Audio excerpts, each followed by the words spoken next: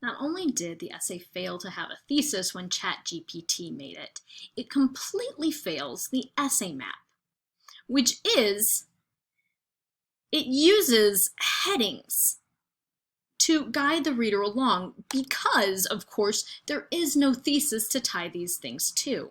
Although it's all right to use headings in a MLA-style essay, headings should unite different groups of paragraphs and should be used in very long essays that perhaps have sections that go on for several pages.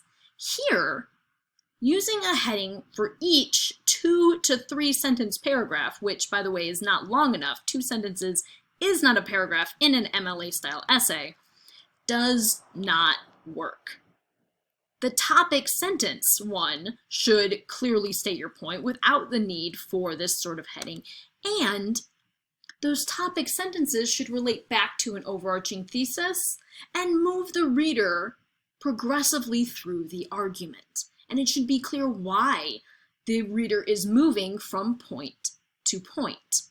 Because as you can see, this is a point-to-point essay where it looks at hot and cold water under each different point. Oh, and if you would like to see my entire reflection with my annotated notes on the ChatGPT fail, that is available here as well as on your compare-contrast essay assignment looking at what works and what doesn't for an essay like this.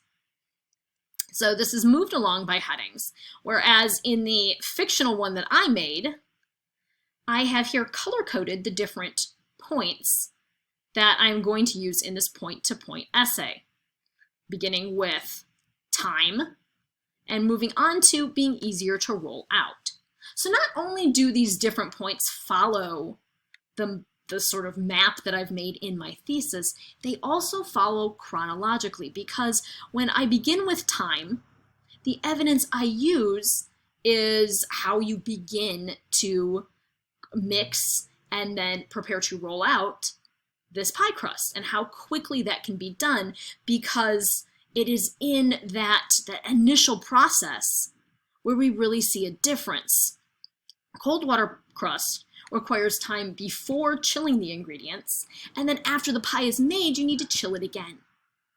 And that chilling is really the big difference and the big time suck on a cold water pie, because that's going to be about an hour longer than a hot water pie, where you use all the same ingredients, but you can get them directly out of the cupboard, turn the kettle on, and be done with the process from beginning of ingredients to rolling out and putting into the oven in 30 minutes. So that evidence supports this point. And when I've said, this chilling is the main point here, the next step is the rolling out. And so there is a logical progression between the preparation of ingredients to having done that, moving on to rolling out the pie crust. And I use different kinds of evidence here, which we're also going to pause and look at because it's something that ChatGPT fails to do. Notice we have all of this information about hot water and cold water pie crust, and some of it is actually accurate. But where the heck does it come from? How do we know any of this is reliable? How can we choose the stuff that is reliable here from the stuff that is made up? Such as the idea that a cold water crust has a shorter preparation time because there's no need to wait for the water to boil. That's absolutely false, because it doesn't account for either the chilling of the ingredients before or the chilling of the dough afterwards. And boiling water takes less than a minute when you're only using a quarter cup. In fact, if you put it for a minute in a microwave, you're not going to have any water left. So, if we had citations here, we would know where the sources for this information came from, and we would be able to determine if it was credible or not. But ChatGPT cannot give you sources. So here, Notice how there are sources for all of the points that need to be backed up. Either the source is my experience making this pie, so I talk about over here, it takes me 5 to 7 rolls when I'm doing it with a hot water crust, but I need to take 15 to 20 rolls and a bit of muscle when I'm doing a cold water crust. That's accurate evidence. I mean, that's evidence from experience that I'm backing up here. But I'm also doing things like using sources, such as giving the specifics of why a cold water crust is tougher, that this is something that it's the cold that is making the shortening is not melting, and so that shortening is stiffer, and that stiffness is what takes muscle to roll out. So I need her science to back up my claims, which is when the melted shortening in a hot water pie crust is a lot softer and thus easier to roll out, logically, than a cold water crust, which is not melted at all. And there I use a direct quote, just like I use a direct quote here in the beginning, where I want her specific language. But in other places, I synthesize the information.